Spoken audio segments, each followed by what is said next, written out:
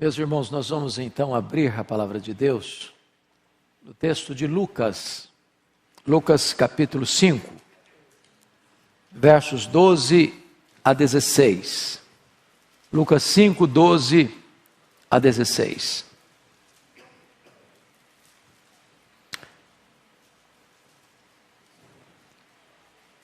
Esse texto diz o seguinte: aconteceu que, estando Jesus numa das cidades, veio à sua presença um homem coberto de lepra. Ao ver a Jesus, prostrando-se com o rosto em terra, suplicou-lhe: Senhor, se quiseres, podes purificar-me.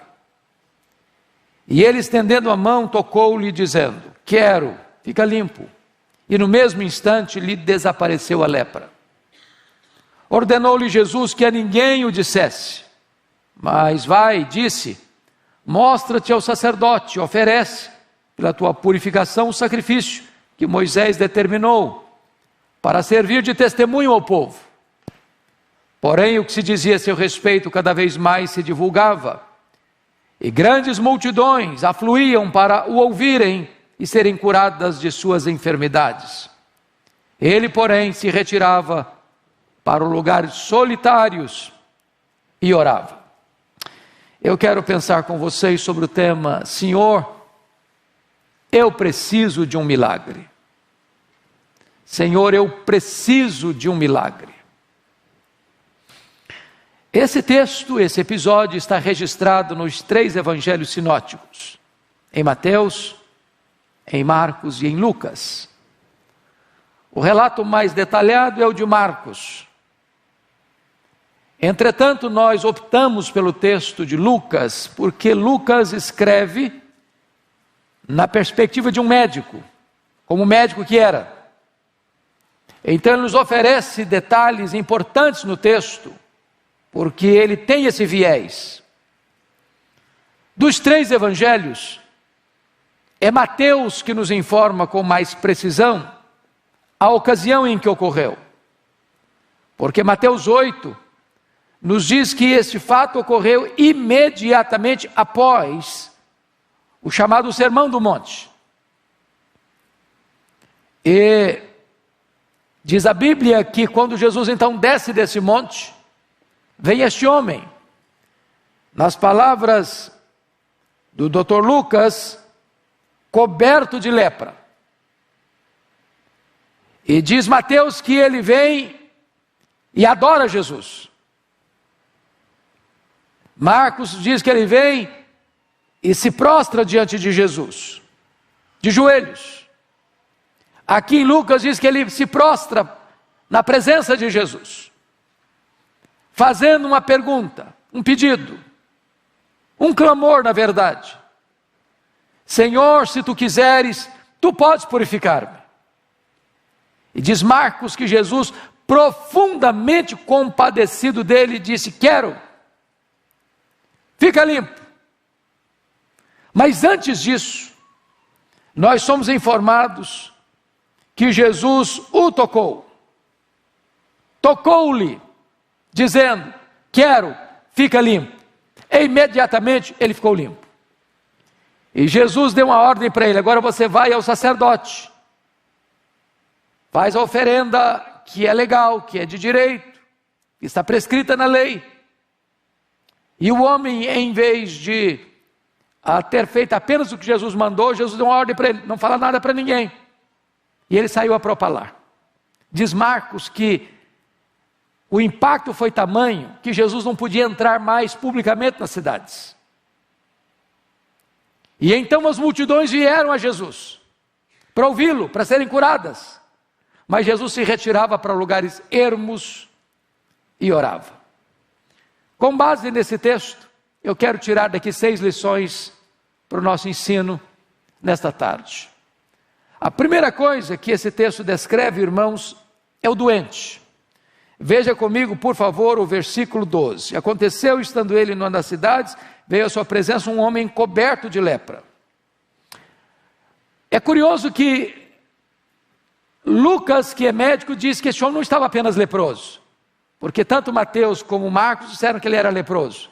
Mas Lucas vai um pouco além e diz que o homem estava coberto de lepra. O que significa isso? Significa que ele estava no estágio avançado da enfermidade.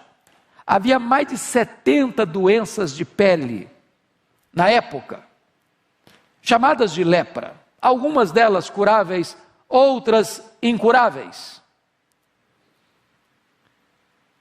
O problema deste homem é que ele não está apenas leproso, ele está coberto de lepra.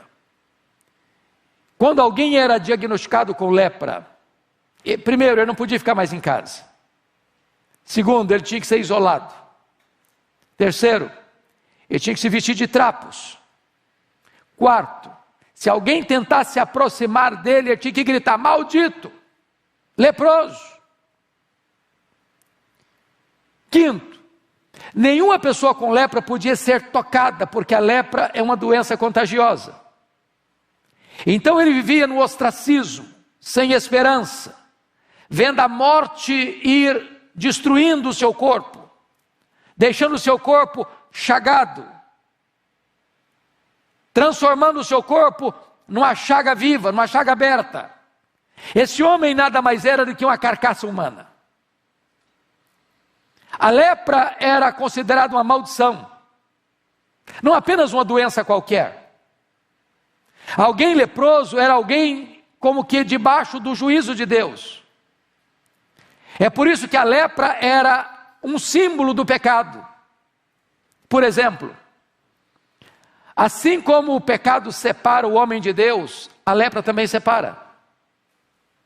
Separa o homem da sua família, dos seus amigos, da sociedade. Não pode frequentar a sinagoga, não pode frequentar lugares públicos. Segundo, assim como o pecado insensibiliza, cauteriza a consciência, a lepra também deixava as pessoas insensíveis. É por isso que muita gente descobria que estava com lepra quando caía uma água quente e não sentia dor. Terceiro, assim como o pecado deixa marcas na mente, nas emoções, na alma, na consciência, a lepra deixa marcas. Uma pessoa leprosa ia sendo carcomida, solapada, pouco a pouco, as cartilagens iam sendo devastadas, os lábios, as narinas, as pontas dos dedos, os lábios. Quando Lucas diz que esse homem estava coberto de lepra, significa que esse homem já estava desfigurado.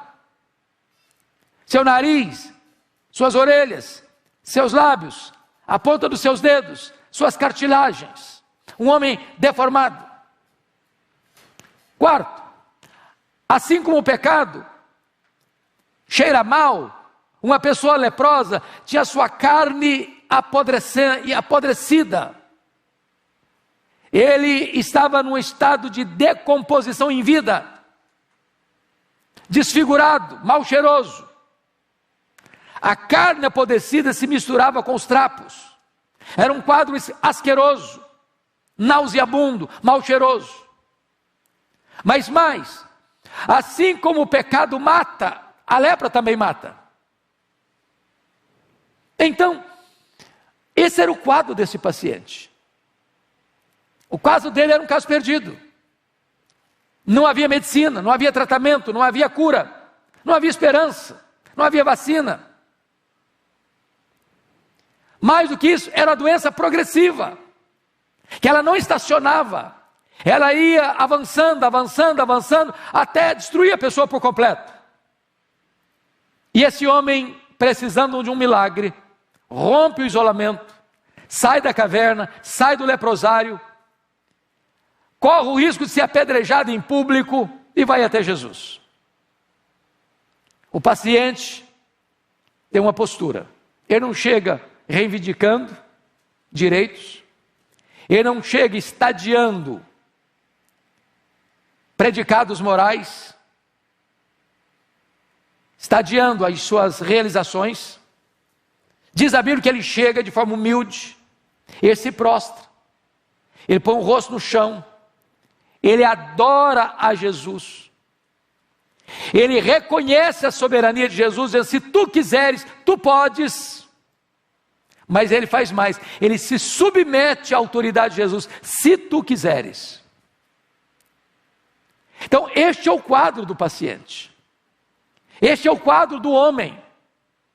Seja rico, seja pobre. Seja doutor, seja analfabeto. O homem está num estado que sozinho por si ele não pode salvar-se. Ele não pode limpar suas próprias manchas. Assim como um leopardo não pode tirar suas manchas, nem o etíope mudar a cor da sua pele, o homem também não pode mudar a sua própria vida. Ou Jesus faz um milagre ou ele perece. Porque o pecado é uma doença pior que a lepra, porque a lepra mata o corpo, mas o pecado destrói o corpo e a alma. Pois bem, tendo analisado o paciente, a segunda lição desse texto é nos mostrar então quem é o médico. E confira comigo, por favor, ainda no verso de número 12. Porque ele se prostra diante de Jesus, Mateus diz que ele o adora, e se o adora é porque reconhece que Jesus não é apenas um homem, ele reconhece que Jesus tem todo o poder. Se tu quiseres, tu podes. Oh, amados irmãos, e eu fico imaginando os nossos médicos, por mais estudiosos, por mais capacitados, por mais peritos que sejam na sua respectiva área, todo médico tem seus limites, tem suas impossibilidades.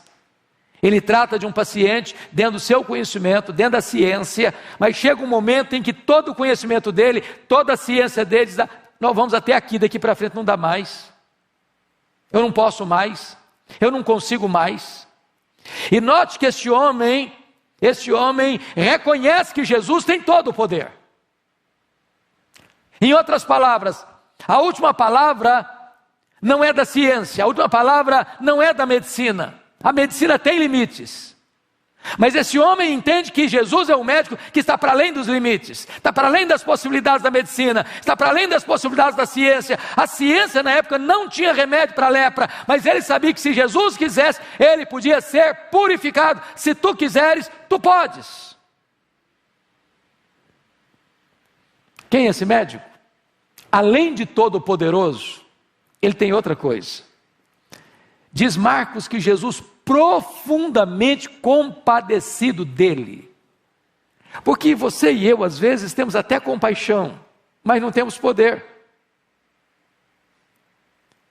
E eu imagino que se um médico tivesse poder, ele chegaria no hospital e ia levanta, resolvido. O coração dele parte, o coração dele está conduído, mas ele não tem poder. Nós estamos tratando aqui do médico que tem todo o poder e tem toda a compaixão. Ele pode e ele é compassivo. Então nesta tarde, e quem está nos acompanhando, talvez você tenha problemas na sua vida, não talvez de saúde, talvez seu drama é outro, talvez é um problema emocional, talvez é um problema moral, talvez é um problema no seu casamento, talvez é um problema com seus filhos, talvez é um problema que você nem contou para o seu amigo mais íntimo, mas você convive com ele, ele atormenta você, ele é um chicote, um carrasco, que atormenta você, e você já buscou resposta, e você já buscou saída, e você já buscou alternativas, e não consegue sair do problema. Eu quero dizer que você hoje está diante daquele que é todo poderoso e é compassivo. Se Ele quiser, nesta tarde, Ele pode curar você, Ele pode libertar você, Ele pode perdoar você, Ele pode aliviar você do peso da culpa, Ele pode restaurar a sua psique, suas emoções, Ele pode ir lá no fundo, nos porões da sua alma e fazer uma faxina completa e fazer tudo novo na sua vida. Se tu quiseres, tu podes. Agora notem uma coisa, Jesus profundamente compadecido, tocou e disse: quero, fica limpo. Primeira coisa importante é entender aqui, ninguém podia tocar um leproso sem ficar impuro. Jesus poderia ter curado aquele leproso, como curaram os 10 outros leprosos, de longe, sem tocar neles, apenas com a palavra. Ele tinha poder para isso. A grande pergunta é: por que Jesus tocou este homem? Coberto de lepra. É curioso que a palavra tocou aqui na língua grega não é tocar. Não sei se eu sou muito pecador e acontece isso comigo, talvez aconteça com você também. Você já chegou num ponto de um semáforo e uma pessoa está pedindo uma gorjeta, uma esmola, e você até quer dar a esmola, abaixa o vidro, mas a pessoa está tão suja, tão maltrapilha, tão mal cheirosa, que você entrega a oferta, mas quase que recolhe a mão, para não pegar e dar um aperto de mão. Só acontece comigo às vezes, acho que com vocês nunca aconteceu isso. Diz o texto bíblico que quando Jesus tocou, não foi tocar assim com cisma, com medo, com constrangimento. É uma espécie de abraçar, de envolver. Agora pense que o homem estava com a carne apodrecida, no meio dos trapos. Por que Jesus tocou esse homem? Olha que o impuro não tornou o puro impuro. Mas o puro, ao tocar o impuro, tornou o impuro puro, sem que o puro ficasse impuro.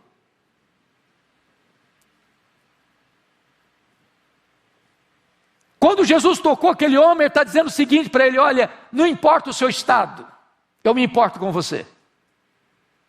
Não importa quão longe você tenha ido na sua enfermidade, não importa quão devastado você esteja pela lepra, não importa quão mal cheiroso você esteja, para mim você tem valor, para mim você é importante, eu me importo com você, e eu encontro uma doença mais devastadora em você do que a lepra que destrói a sua carne. Você tem uma dor mais profunda na alma, a dor de ser um ser rejeitado, jogado fora, na lata do lixo da história, sem ninguém olhar para você, sem ninguém se importar com você, sem ninguém encostar em você, sem ninguém estar perto de você, pois eu quero estar perto de você, você tem valor para mim. Jesus ama você. Não importa a sua condição, o seu estado, como você está, Ele ama você, Ele se importa com você. Esse é o médico dos médicos. Mas há uma terceira verdade nesse texto. Primeiro, o paciente; segundo, o médico; terceiro, a cura. A cura. Veja comigo, está escrito aí. No versículo 13. E ele, estendendo a mão, tocou-lhe, dizendo: quero, fica limpo. E no mesmo instante lhe desapareceu a lepra. Jesus quer e Jesus pode. Às vezes eu quero, mas eu não posso. Mas Ele quer e Ele pode. Qual a sua necessidade hoje? Talvez você veio para cá hoje com uma necessidade, pedindo a Deus um milagre. Hoje pela manhã uma pessoa me cumprimentou no culto das 11, depois do culto, e disse: olha, eu estava precisando de um milagre hoje. Eu estava precisando de uma resposta de Deus hoje. E quando eu entrei no culto, do começo ao fim, tudo o que aconteceu foi resposta de Deus a minha necessidade. Estou saindo daqui hoje curada, restaurada, porque Deus ouviu a minha oração. Eu não sei como você entrou aqui hoje. Eu não sei qual a sua necessidade. Mas eu estou lhe dizendo que Jesus está aqui. E Ele é o mesmo, ontem, hoje, para sempre o mesmo. E Ele é poderoso, e Ele é compassivo, e Ele está dizendo para você: eu quero que você fique curado, eu quero que você fique liberto, eu quero que você fique restaurado, eu quero fazer uma obra, um milagre na sua vida. E diz o texto que imediatamente ele ficou limpo. Não foi a crediário, não foi a prestação, não foi em doses homeopáticas, foi um ato instantâneo e completo e cabal, no mesmo instante. É isso que Jesus Cristo pode fazer na sua, na minha, na nossa vida nesta tarde, uma cura completa. Mas aí vem a quarta lição do texto, por gentileza, olha comigo, no versículo 14, ordenou-lhe Jesus que a ninguém o dissesse, mas vai, disse, mostra-te ao sacerdote e oferece pela tua purificação o sacrifício que Moisés determinou para servir de testemunho ao povo. Aqui a palavra testemunho, paciente, médico, testemunho. Por que Jesus não mandou esse cara para casa? Por que antes de ir para casa Jesus o mandou ao sacerdote? Por amor a esse homem. Porque o sacerdote é quem diagnosticava a doença. O sacerdote é quem dava o alvará de licença, a carta de alforria, o atestado de cura, para que ele pudesse legitimamente voltar para casa, voltar para o trabalho, voltar para a sinagoga. Se esse homem chegasse em casa, pulando de alegria, dizendo, estou curado, estou curado, estou curado, provavelmente a mulher dele correria dele e os filhos também.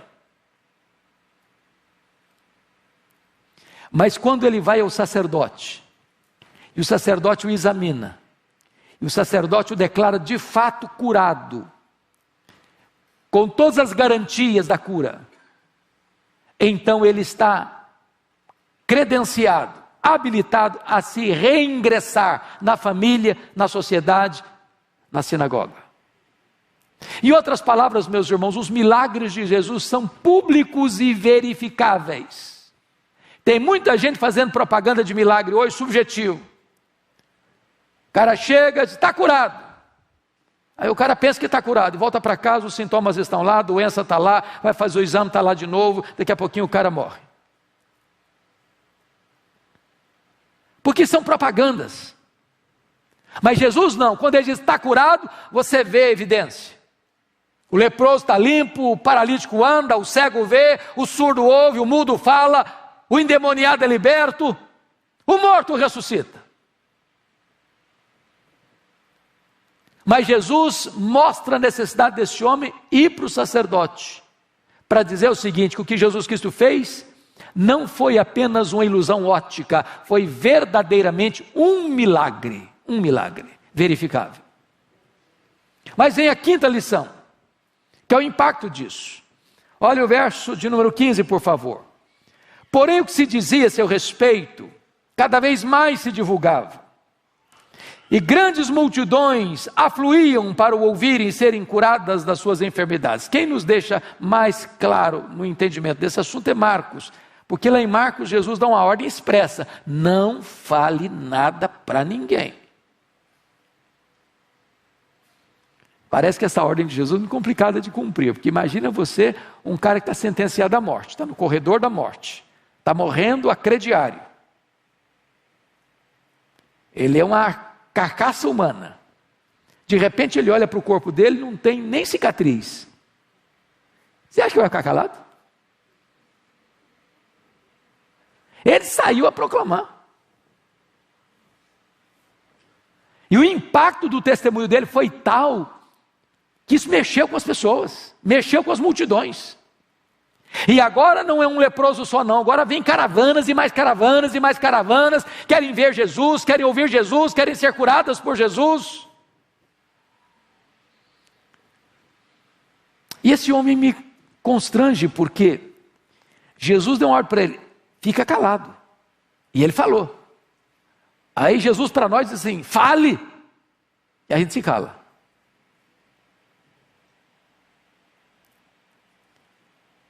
Irmãos amados, poucos crentes, quando eu falo poucos, segundo as estatísticas, passam de 90%, dão testemunho claro, lúcido, eloquente da sua fé em Jesus. O cara vai no supermercado, ninguém sabe que ele é crente.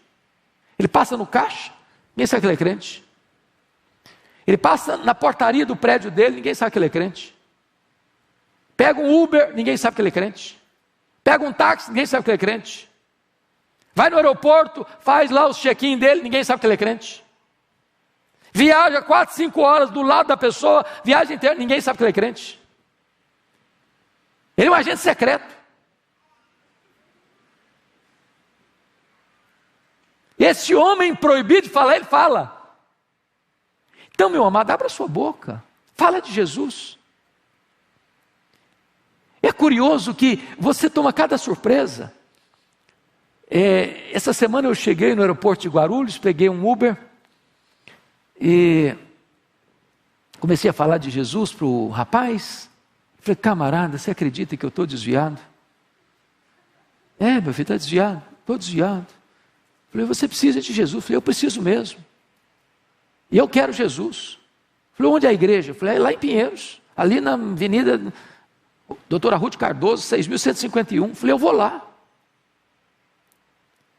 Eu estou precisando, você ora por mim? Eu falei, eu oro. As pessoas estão desesperadas, irmãos. Tem tanta gente precisando que você abra a sua boca. Só falar, eu sou de Jesus, o cara começa a mostrar que ele está precisando de Jesus. Esse mundo não tem resposta, esse mundo não tem solução. O mundo está doente, o mundo está perdido, o mundo está confuso. O que você encontra é ódio para aqui, ódio para ali, é problema aqui, é problema lá, é confusão aqui, é confusão lá. A única voz lúcida que pode trazer esperança para o mundo está no povo de Deus. Então abra a sua boca. A última lição do texto. Primeiro foi o doente. Segundo foi o médico. Terceiro foi a cura. Quarto foi o testemunho. Quinto foi o impacto. Sexto é o retiro. Olha o verso 16. Jesus, porém, se retirava para lugares solitários e orava. Isso me impressiona. Porque Jesus era um pregador. A Bíblia diz que ele era pregador. E como pregador, todos querem mais gente para ouvir. Você tem uma mensagem a transmitir, e quanto mais gente tem para ouvir, melhor é. E diz o versículo 15 que grandes multidões, olha que coisa interessante, Lucas era um historiador. Ele não desperdiçava palavras, ele não falava coisa que não tinha realidade. Não era multidão, e nem era grande multidão, eram grandes multidões. Afluíram, para quê? Só por curiosidade? Não. Para o ouvirem e serem curadas das suas enfermidades. Aí eu fico imaginando essas multidões vindo e Jesus pensando assim, que grande oportunidade, vai ser legal, vou aproveitar. Aí Jesus curiosamente deixa a multidão, se retira para lugares solitários para orar. Se fosse você e eu, a gente diria assim, Senhor, orar depois, porque agora o negócio é para valer, agora a coisa vai pegar. Essa multidão toda, vou falar, vou aproveitar o tempo. E Jesus está nos ensinando um grande princípio aqui. Deus deve vir antes das pessoas. Oração precede a pregação. Você precisa de poder para pregar, e você precisa de poder para fazer a obra e curar os enfermos. A não ser que você ore, não tem poder. Não se faz a obra de Deus na força do braço. Não é por poder. Não é por força. É pelo meu espírito, diz o Senhor dos Exércitos. Aí Jesus se retira para orar. Porque a prioridade dele era o Pai. Mas quando ele retorna da reunião de oração, o que está acontecendo? Qual o resultado? O versículo seguinte nos dá a resposta, versículo 17. Ora, aconteceu que num daqueles dias, estava ele ensinando, e achava-se ali assentados fariseus e mestres da lei, vindos de todas as aldeias da Galiléia, da Judéia e de Jerusalém, e o poder do Senhor estava com ele para curar. Muitas vezes nós deixamos de ver milagres, porque nós fechamos a nossa agenda de oração. Porque nós substituímos o Senhor da obra pela obra do Senhor. Porque nós colocamos gente na frente de Deus. E eu quero encorajar você, meu irmão, a buscar em primeiro lugar a Deus. E o resultado é que você vai ter mais eficácia para fazer a obra de Deus. Quando Deus vem em primeiro, as multidões ao virem são alimentadas, são ensinadas, são curadas para a glória do próprio Deus. Esse homem reconhecia que precisava de um milagre. O caso dele era perdido. E Jesus fez o milagre. E naquele dia ele voltou para casa, curado, completamente restaurado por Jesus. Eu não sei como você está, mas hoje Jesus está aqui. E você pode voltar para casa, curado, perdoado, restaurado pelo poder de Jesus. Que Ele nos abençoe. Amém.